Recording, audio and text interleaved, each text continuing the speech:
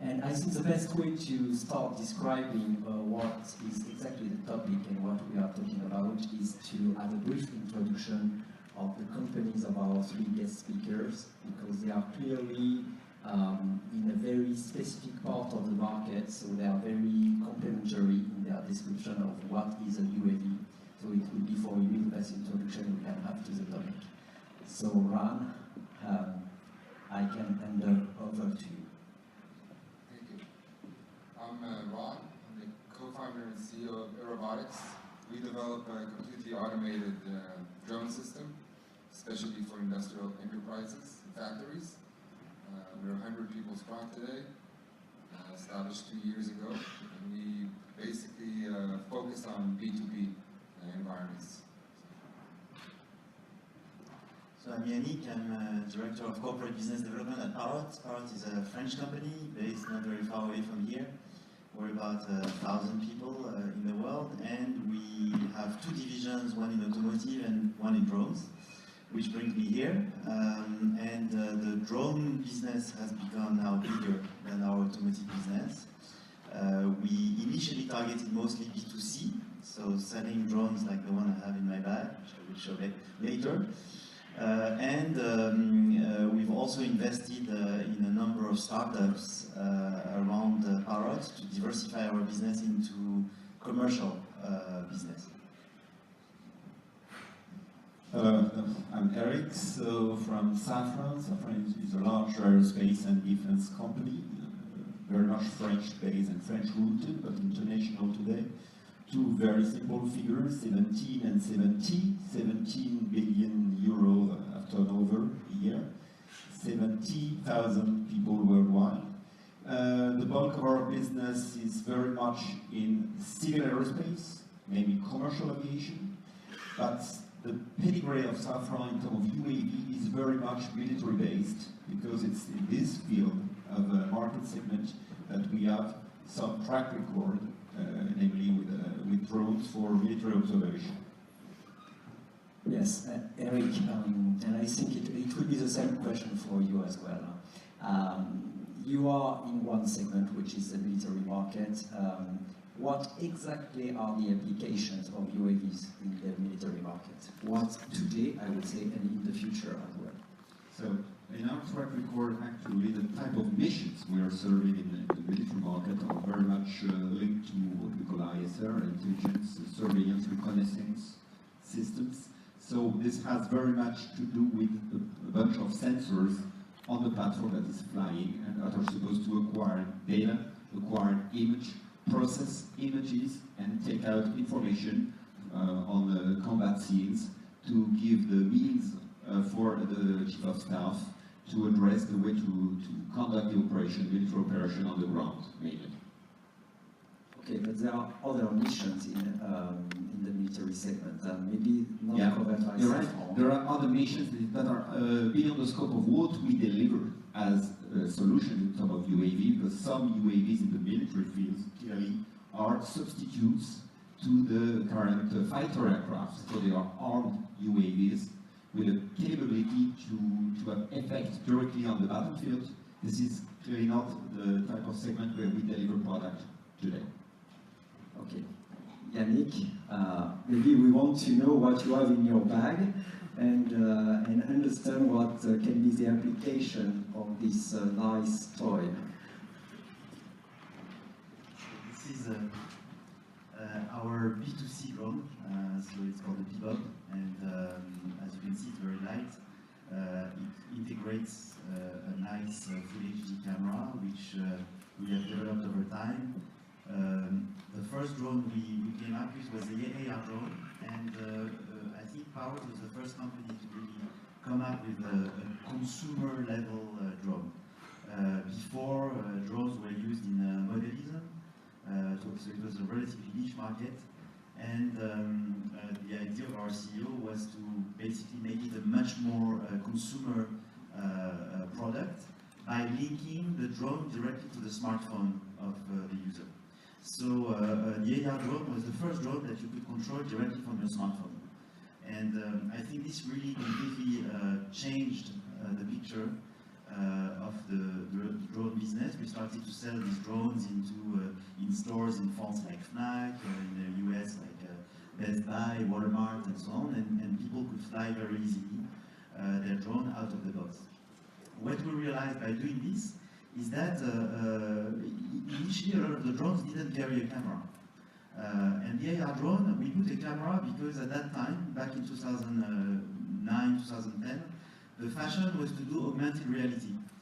So this was the name of AR drone stood for augmented reality. And so the idea was to be able to play a game on your phone, embedding virtual objects into the real life. And so we thought, okay, we're going to put a camera on the drone, so the camera can send the video to the drone, and then we put virtual objects and you try to basically shoot them.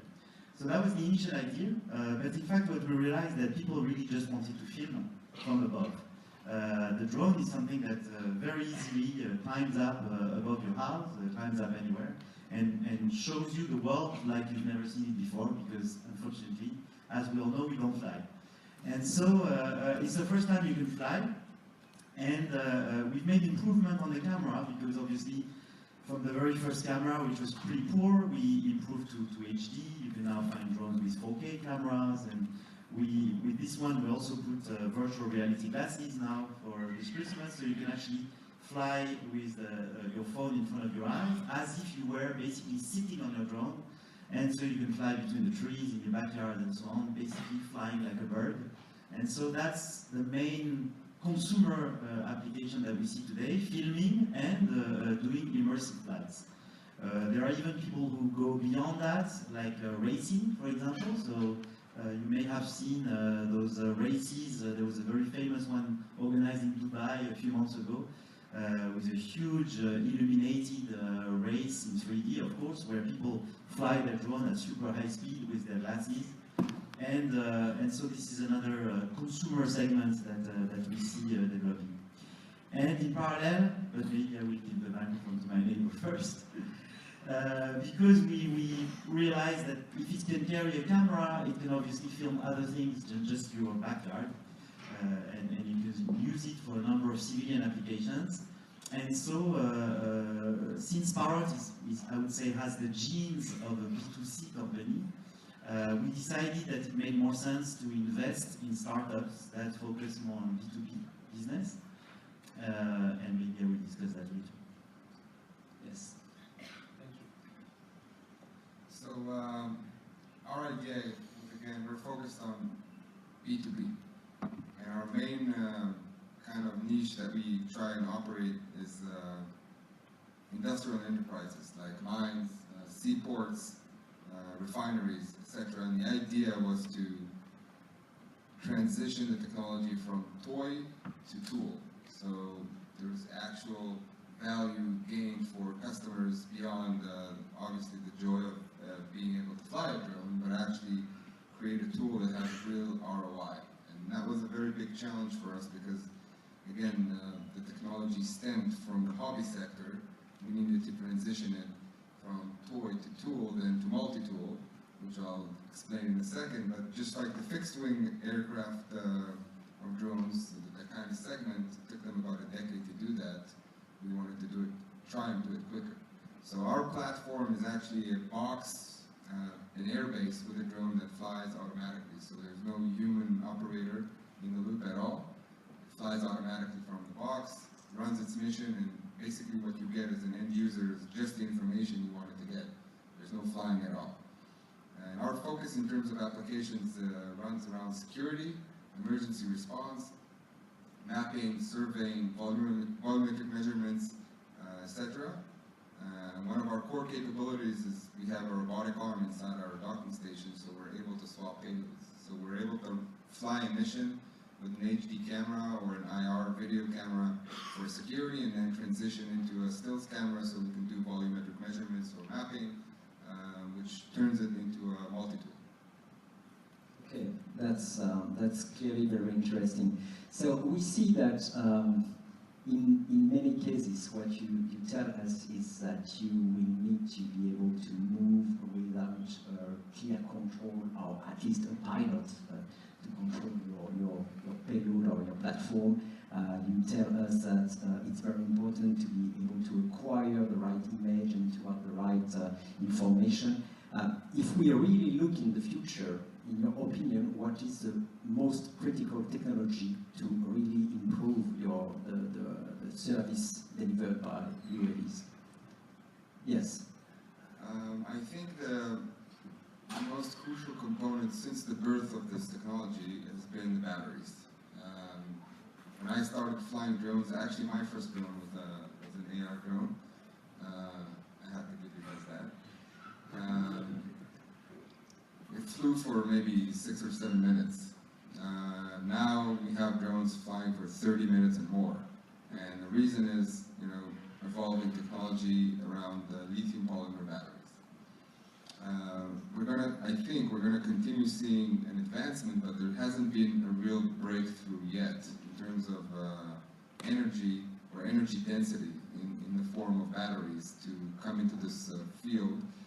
I think it's less crucial for fixed-wing aircrafts because fixed-wing aircrafts, I always say this, they want to fly, right? You get speed, there's elevation on the wing, you're flying. This doesn't want to fly. It doesn't want to fly. It needs power, it needs engines, and it consumes a lot of energy. So that's the main block I think we're seeing right now, and you can see that a lot of applications for multi-rotors in specific are blocked because you can't get sufficient flight times. That also obviously affects on the payload we're able to carry. So we're able to carry 1 kilogram for 30 minutes, which is very high-end, I think, in terms of capabilities. But transitioning into lithium-ion, which is starting to happen, maybe hydrogen cells over the next couple of years, I think once that's done, we're going to see another step up in the industry. Yannick. So I'm going to be a bit provocative here because the title is Conversion of Disruption. So what I'm saying is that this is actually going to become a B2B drone. And sometimes we compare the drone with the story of computers. At the time of IBM, 30 years ago, when people developed the first servers that maybe didn't fit into this room, and in parallel you had some guys developing micro PC for the home, a personal computer. Everybody was looking at personal computer like, ha ha ha, this is a joke. What I'm going to do with that? In my company I need a server because I'm a business. And if you look 30 years later, we all have PCs on our desks, we even have tablets now and even mobile phones to work. And so we believe that the same is happening in drones. Not all the drones, but a number of applications actually are very happy to use these kind of drones for their missions. Of course, as you said before, there is a challenge about the flight time, and there is a challenge about carrying the payload. Coming from larger planes, larger drones, before you could carry pretty much any payload you wanted. So if you had to carry a very big camera, you wanted to look at the world in hyperspectral or thermal, you had a big camera that you would stick below a big plane or below a big drone. The challenge here, of course, is to miniaturize the payload. So I have another surprise in my bag to make the story more fun. This is what we developed and we introduced this year. This is the first multispectral camera which has the size of a GoPro. So multispectral is, you see here, you have 4 lenses, allows you to look at the world not only in standard RGB, but look at the world in infrared. Infrared is very important if you want to see, for example, what's growing on the ground. It's very interesting for agriculture. In agriculture, with an infrared camera like this one, that you can carry pretty much with any B2C drone on the market today, you can see how the crops are growing. You can measure exactly the amount of chlorophyll in the crops, and this allows you to understand the biomass and therefore use the appropriate level of fertilizer needed on the crop. This is very interesting because you improve the yield of the farmer. You get more food per acre. You reduce the amount of nitrogen which doesn't go into water. The water that's below the ground, so you don't pollute. Basically you can grow more with less money for the farmer and better with less pollution. So this is how we see this market of observing the world evolve. Another interesting example of applications where professionals are looking at using these drones is fire brigades. We've been working a lot with the fire brigade in the south of Paris, who were very interested by using this kind of drone to go on a mission. So whenever they have a fire somewhere, this thing is sitting on their control panel. They basically take it like this, go on the field, and they just put it down, take it off, and fly above whatever is burning, or if there is someone to save in a house, they can very easily launch this. They don't necessarily need a very long flight time. They just need to be able to see again from above what's going on, and of course be able to control, so send that information to the fireman who controls the situation. They can also use this to do mapping, like you said before. The maps that the fire brigades use are sometimes 5 years old. So when they operate in suburban Paris, for example, they have maps which don't correspond at all to where they need to operate. And of course, if something burns, they need to know immediately what the map looks like. So this is something that they can do very easily with a camera of the level that is embedded in a drone like this. You can do what is called photogrammetry. It's basically the software that everyone uses with UAVs to reconstruct a rectified image which looks exactly like the real field, and that you can actually measure, and that you can actually use as a professional measurement tool. And this you can do with basically relatively low-level camera. Just the last example, if you think, okay, but maybe I cannot do a nice film, for a nice video for a TV channel, think about what we have in our pocket. The 4K camera that we have in every phone is of the size that I have below my finger. So I can obviously raise that in the air very easily and get a very good quality image. If you look at most of the Apple ads lately, they've been showing the quality of their photos rather than saying you can make a phone call with an iPhone. And so that shows that you can get very good quality with a payload that is actually very small and can be embedded on a very small UAV. So if I may, what you tell us is that basically there is no core technology which would be a barrier for the future. You have already everything you need on the table. I am pretty sure that Eric disagrees. I don't disagree. I would just like to pinpoint one very specific point that is to some extent a barrier to entry today to the generalization of the use of this kind of UAVs, and getting rid of this barrier to entry needs to work out some specific technologies. The barrier for me to the generalization of this has to do with regulation and insertion in the air traffic management. So this is a matter of safety, reliability, and social acceptance of the potential consequences of accidents, air accidents in this. So what's behind this in terms of technology? Let's take it as a given. Of course, we can try to convince the regulation authority that they should not be so strict, but maybe there is another way to offset this barrier. And this is very much, I come very much back to what you said, Ron, about power density technology, high power density technology. Why? Because the higher the power density technology you put in this kind of thing, the smaller you can make it with the same payload, more or less. And the lighter this thing, the easier it is for the regulator to say that, well, I can cope with this, but unless it exceeds a certain mass limit, the consequences of an impact either on the ground or on another aircraft is limited and not catastrophic. And in that case, this becomes an enabler to generalize. That's the first thing. And I think that the second sort of technology that could be also an enabler to this has to do with autonomous flight systems. That is to say, the risk with this kind when it becomes generalized is that this dramatically can increase the rate of collisions or things like this. If there is a way through the technology to make this thing flying autonomously and especially manage to avoid obstacles with sense and avoid systems, things like this. This means very much artificial intelligence in this thing, because the point is not to put an operator behind each and any of these things flying, otherwise it's not economic at all.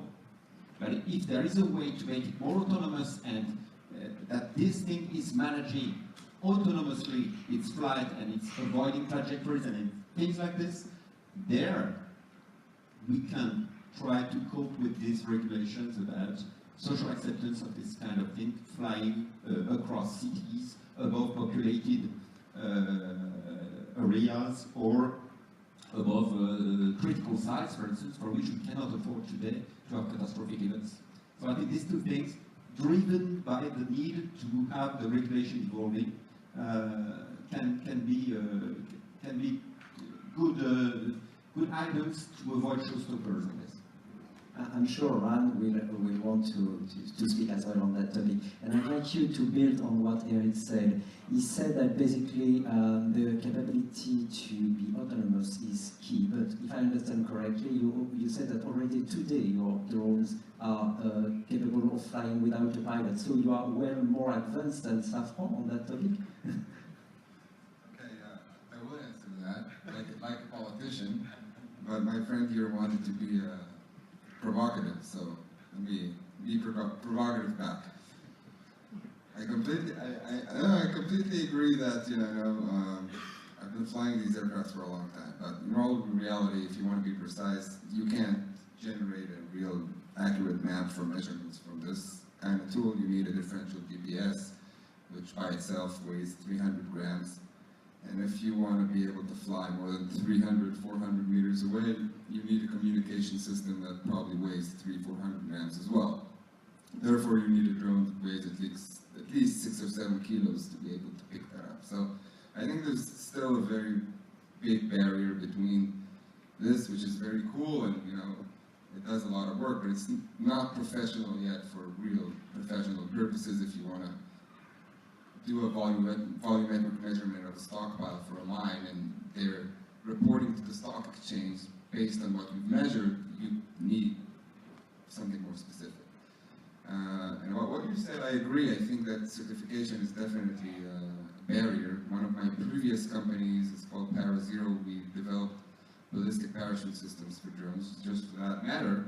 And actually the number, to what you said, there's a specific number for a lethal impact that's been adopted by the regulator, and that's 66 joules. So that is equal to mv squared divided by 2. So if we look into that, anything above half a kilo dropping from the sky in a speed more than 8 meters per second is lethal. And that's where the barrier is at the moment, which is pretty hard to cross. But I agree with you that batteries and energy density down the line will make the drones lighter, and then we can get there. And in terms of autonomy, our focus, I look at Amazon, I look at Google, I see what they're planning. I don't see that happening in the next 10 years because of regulation. Flying over population is the biggest concern, because when you come to the regulator and you say, I want to do this thing, it doesn't matter, it matters what drone you fly, but they're more concerned about where you're flying. What is the density of the population that you're flying over? That is one of the reasons why we decided to engage first into industrial facilities and factories, because it's already a very dangerous place to be in, and the density of population is very, very low. So I think technology today already allows drones to fly automatically. This very cool toy, and now becoming your friend again, this very cool toy can fly itself. You can put a route into it and it flies beautifully, probably better than an operator. But that's not the problem. The technology is not the problem. The technology is the regulation. That's the problem, sir. Okay. Actually, it's a great intro that I had on my left and my right. So you don't need my question. Because first, okay, regulation, as you said, the heavier the drone is, the more you need it. Because indeed, when it falls, it can be lethal. So definitely, regulation is key for bigger drones. For small drones, actually, as you said, just below half a kilo. Believe it or not, this is exactly half a kilo. It is much less lethal, especially if you operate in areas where there are very few people. And with respect to autonomy, this is an example of an application that is dedicated to professionals that runs with the Bebop drone that maybe you cannot see it from wherever you are in the room, but this is an automatic flight plan, which is, so it shows the map of Paris where we are. It shows basically a grid flight, so your drone is going to take off and fly in grid and make pictures regularly across the area that you're surveying.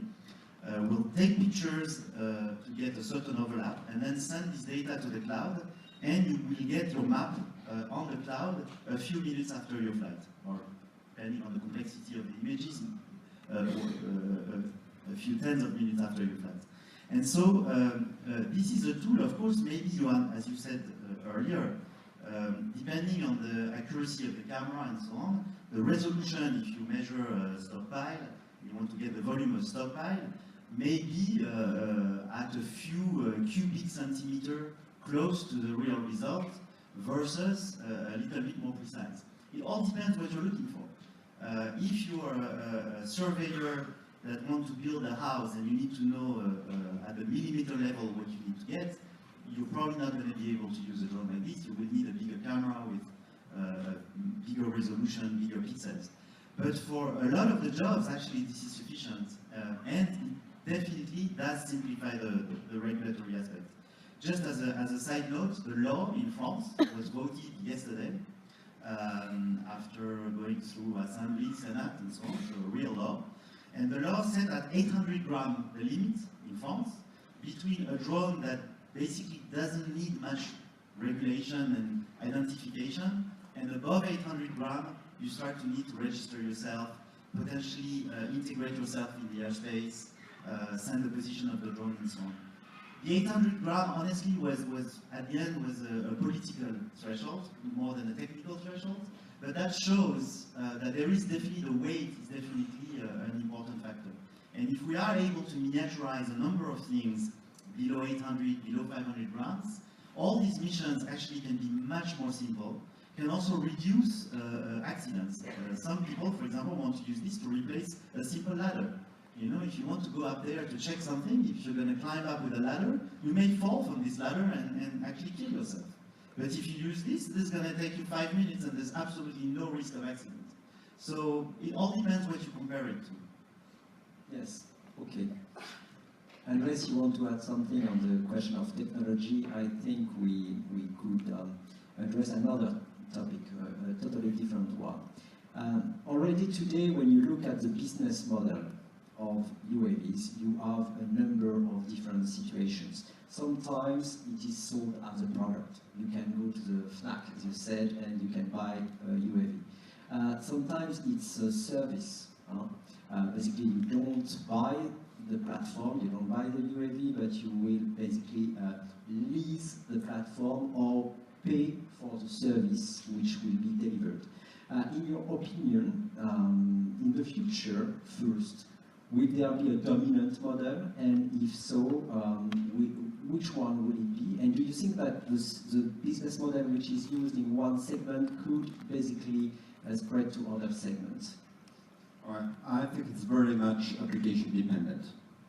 And if I take the market segment where we are currently in at Safran, so namely the military use, there are good reasons to think that the business model that is suited for the military forces is looking very much like the one they are acquainted with when they operate helicopters. Especially I take helicopters because that's the closest aircraft when compared to the UAV that has similarity not only in architecture or range or things like this, but also on types of missions that are fulfilled by this kind of thing. Yeah. And that's actually a question for a helicopter engine maker like Safran is that has to do with competition.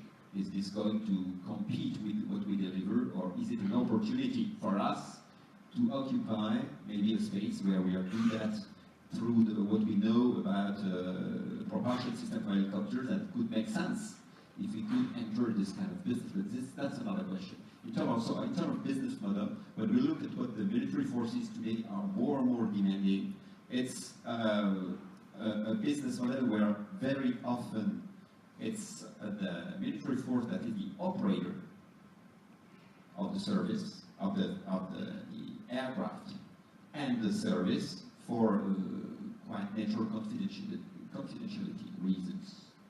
But what they expect from the OEM, the one that delivers either the platform or the systems on board, is full service so that we can guarantee dispatch reliability. They can make sure that when they want it to fly, it will fly. So we can back up, in fact, their need by an appropriate maintenance, repair, overall contracts, where they just pay a fare per flight hours with all-inclusive in terms of terminal service, and we offer not a product, in fact. We offer guaranteed flight hours. That's what they buy, but after that, on the battlefield, it's clearly the military who is operating this today. We could envisage that this business model transitions to a more service-based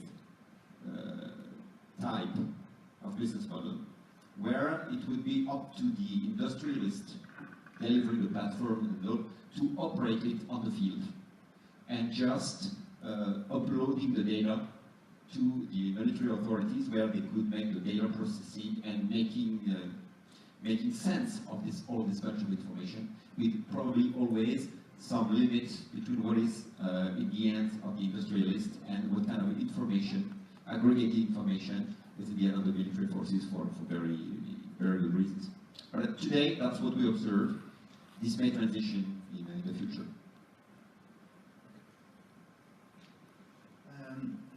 Yes, so actually the business model question is very interesting, and from the beginning at Parrot we were not quite sure how the market will evolve. So obviously we started with hardware. That was the simplest thing to do. We designed a drone. We made an investment also in a Swiss company that designed a fixed-wing drone for commercial applications, so a little bit bigger than this one, flies for 1 hour, and their objective was really to target surveying. Really quickly, these guys said, but you know, it's nice to have a drone, but we need to have software. Because just the data, the raw data, it's too many images, there's nothing we can do with it. So we need to invest in software. And so we made another investment in another Swiss company called Pix4D that, in fact, designed this application I showed you before on my phone. But the core of their processing is to be able to make this photogrammetric reassembly of the data, which is, I would say, almost the core engine of sensing with drones, because you need to make one big picture of what you've been flying above, because you're flying at low altitude, so you need to reconstitute the whole thing.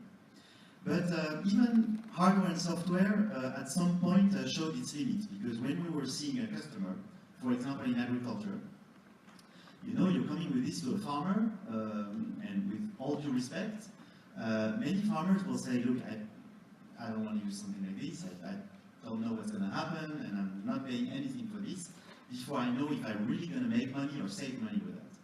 So we came across another startup, a French one, that started a few years ago, and who quickly realized that just flying above a field was not enough, that we needed to really provide value to the farmer.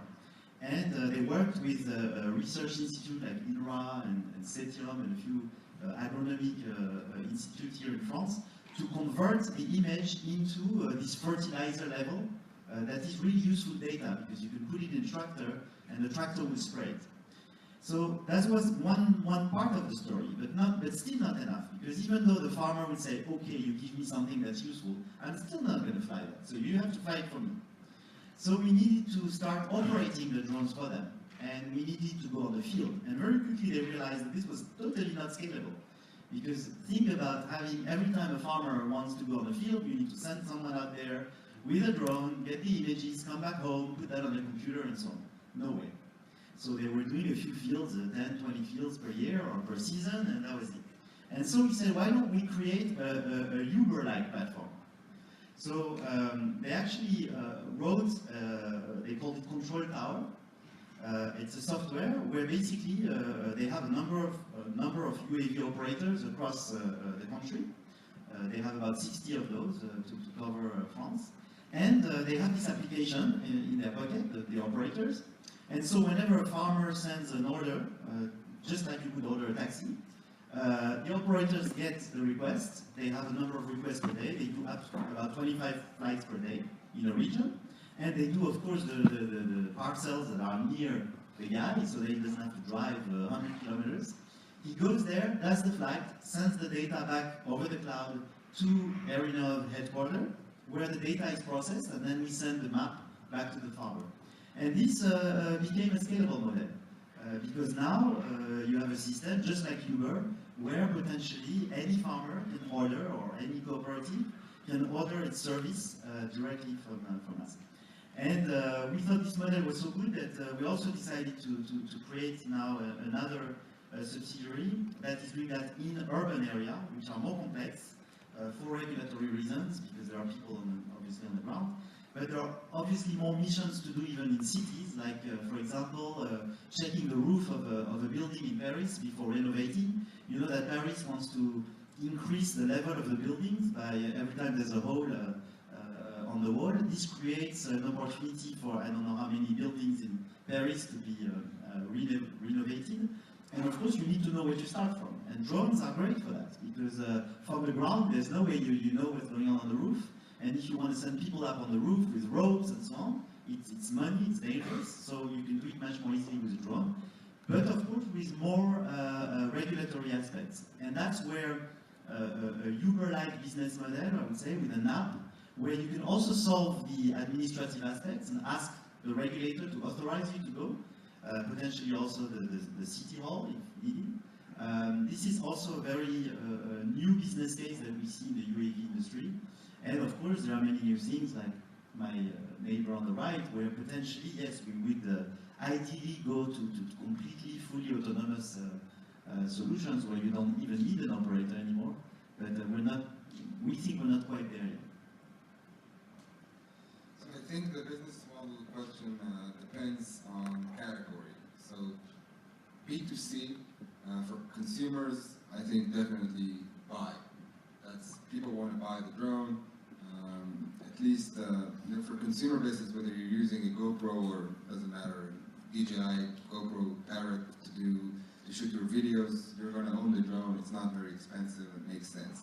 And the next level above that is B2B, but not the B2B that we're doing. It's providing companies that give services of drones with the tools they need, which are usually more expensive. So I was lucky enough to be one of the first licensed commercial UAV pilots in the world, and I started one of the first service drone operators in the world called Dateworks.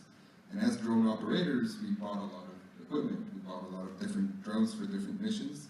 And that's another use case where I see people buying the drone and not leasing it. And the next category for B2B is when you're actually servicing large companies. You're not providing tools to someone who is then giving services to a third party, and they usually don't want to buy.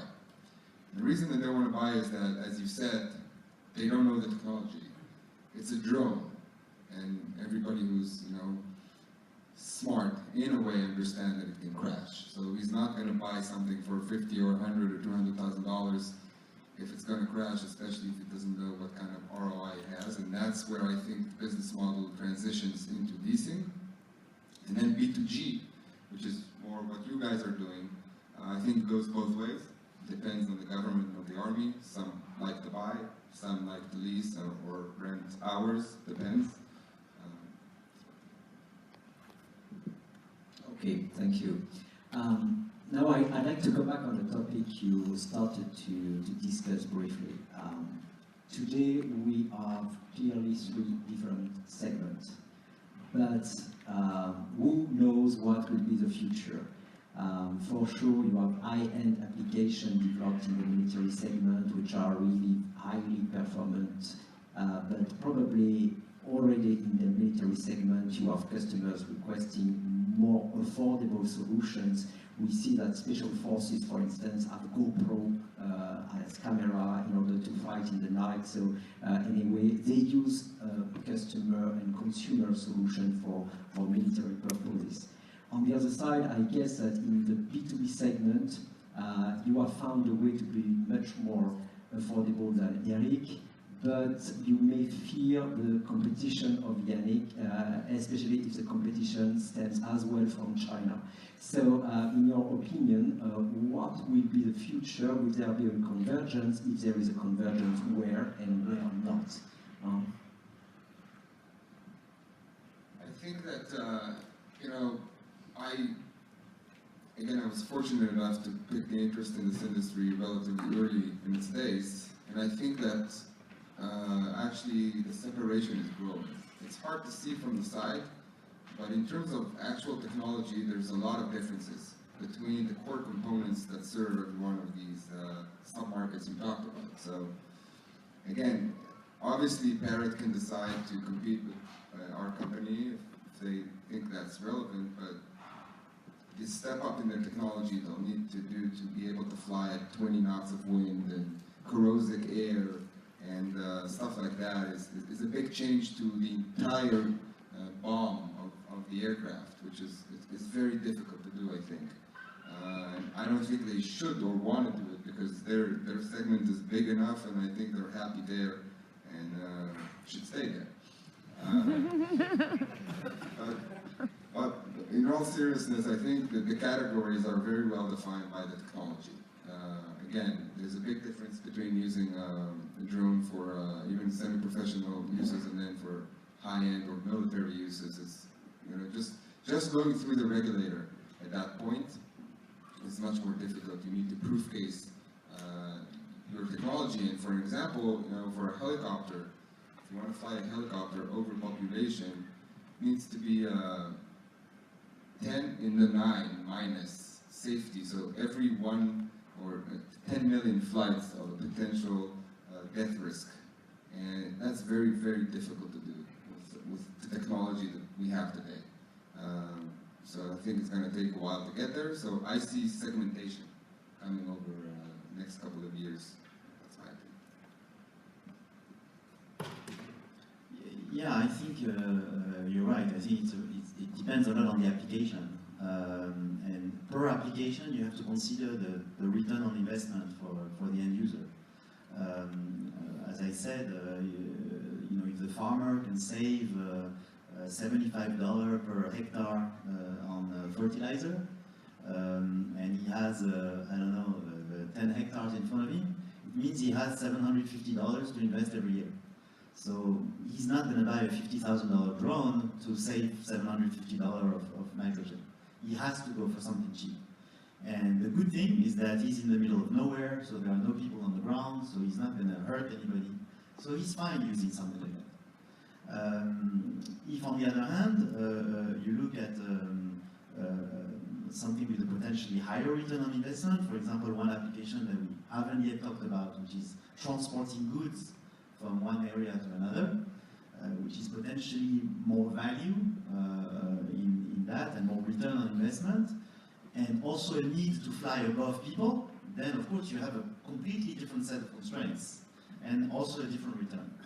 So, and again, even if you transport goods, where are you going to transport them? For example, is it going to be the transport of medications, drugs from one village to another in Africa? Or is it going to be really the delivery of your next book that you ordered on Amazon yesterday? It's obviously a completely different problem with different risks. And so you're probably not going to use the same drone also for the two applications. So I think this is really what we're seeing today is that there's probably room for all of us here, at least I hope, for all of us. But we have to target the right applications. And we don't know yet for each of these applications what will win. And I think this is where there is potentially this disruption. Is anytime you have something cheaper that works and that is good enough, technology has shown that this is what wins. Of course, if you cannot solve it at that cost, then you have to go for more expensive. But even in the case of military usage, I mean, Parrot, we really don't want to go into military for other reasons, but we get a lot of requests actually even from some military, to use these kind of drones, because it's also a different way of looking at things. For this, on the military field, even if they lose it, who cares? They've lost 550 euros. It's obviously much cheaper for them to lose 550 euros to save a life than losing a drone that maybe costs, I don't know, hundreds of thousands. So even in some cases, for things like military, small drones like this could actually be of value, especially if you think of them almost like a printer cartridge, right? I mean, it's not a printer anymore, it's a cartridge. You may use it once and not use it anymore. And then it changes completely the paradigm and the business case. Philippe, you're raising the question about the potential convergence between UAVs or missions served today by UAVs and what is currently delivered by conventional aeronautic solutions. And in the title, I'm not sure we should say convergence or disruption, or at least I see convergence and disruption. Clearly disruption through the commoditization of technologies, as you said, that even for us as a player today of military drones, we see the emergence, the arrival of consumer world technologies that are exactly serving the needs of the military. In the old world, the technology requested by the military were 1 or 2 steps in advance, more accurate, not that cheap, when compared to the consumer world. Today, by merging sensors, instead of developing a single sensor, very high-tech single sensor, but merging the different sources of sensors, cheap sensors that way, multispectral and things like this, you can more or less extract exactly the information that used to be delivered in the past by a very sophisticated one. So it is dramatically cutting costs. So this is disruption. And this is very good because we have now to embark these kind of technologies and no longer consider that we should each time work out some very sophisticated technology. There is another way to look at it.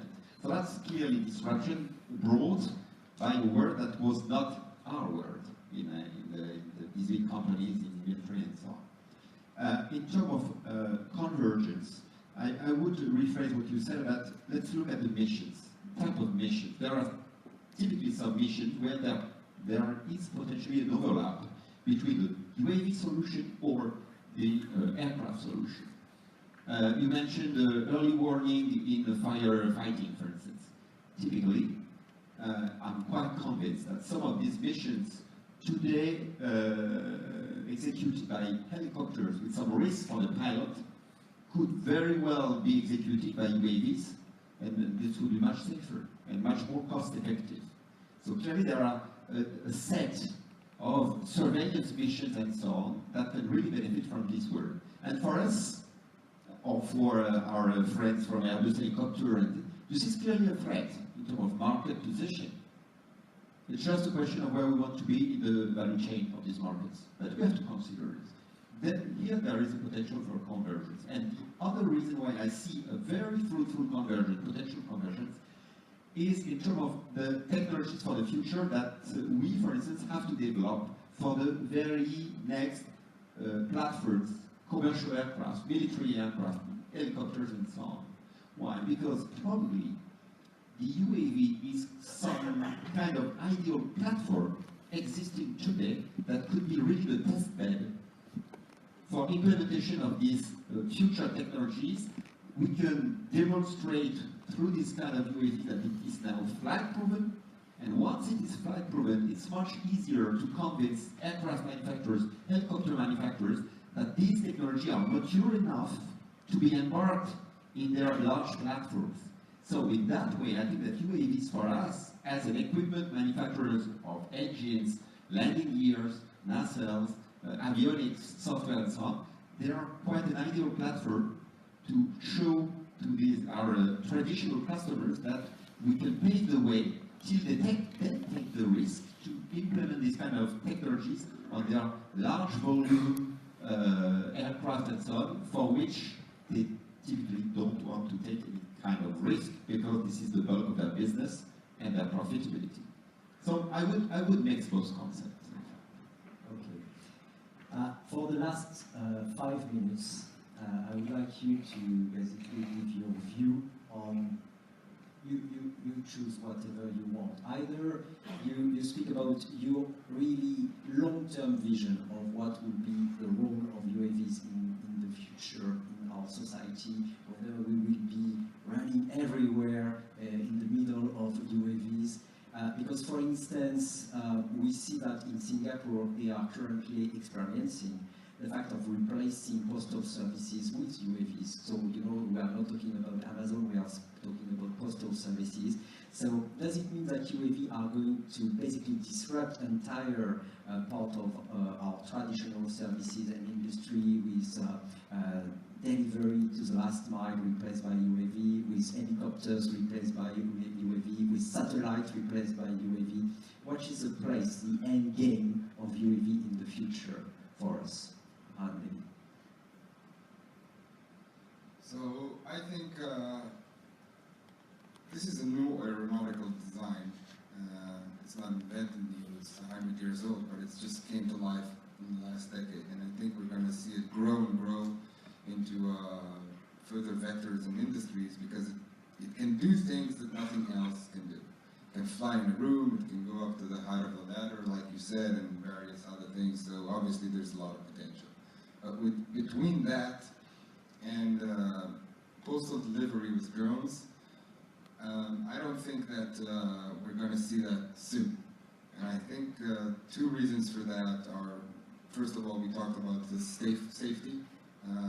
Nobody's going to want to have these aircrafts fly over their heads all the time, and that resonates in two ways. One is, again, safety, and the second is public privacy, or just, you know, you want to walk down your city in a nice shiny day. You don't want to have drones buzzing over your head every second. I mean, I don't think anybody is going to agree to that.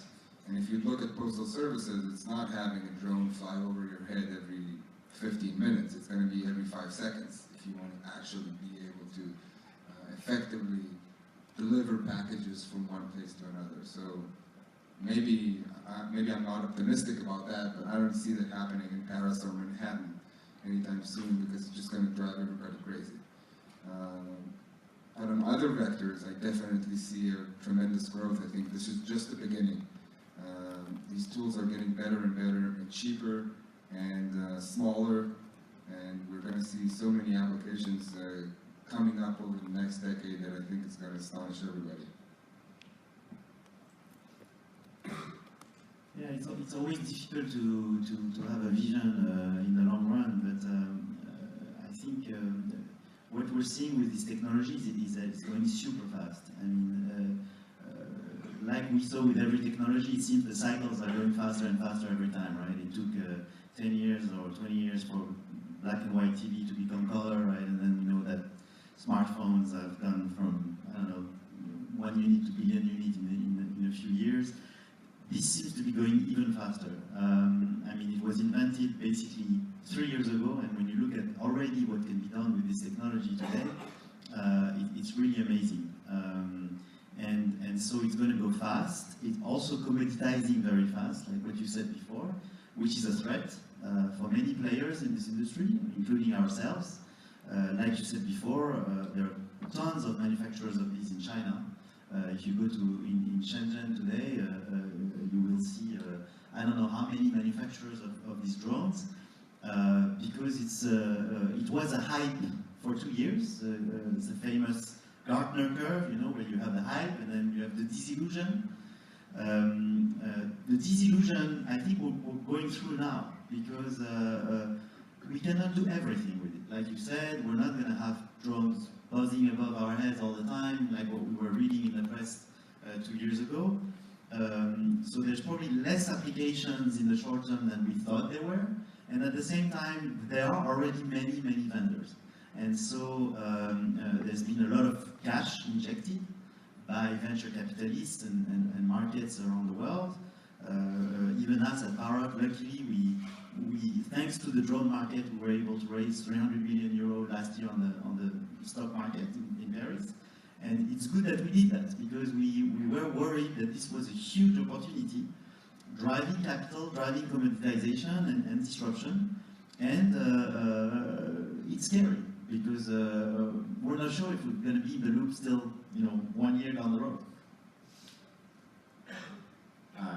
If I can conclude on a very futuristic perspective, for me the big bet, and I don't have the answer, frankly speaking, is will this kind of solution, when growing up in size as well, be a solution to move people or not?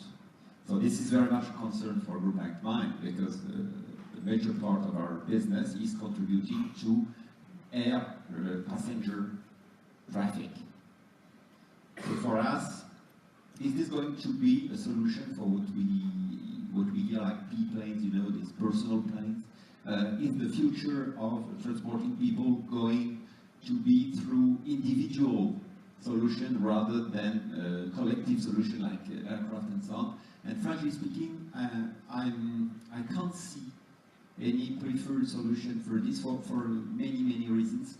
Economic ones, does it make sense to distribute this capability to transport people with a lot of individual planes, I'm not sure, or flying cars or things like this? Will it be just feasible?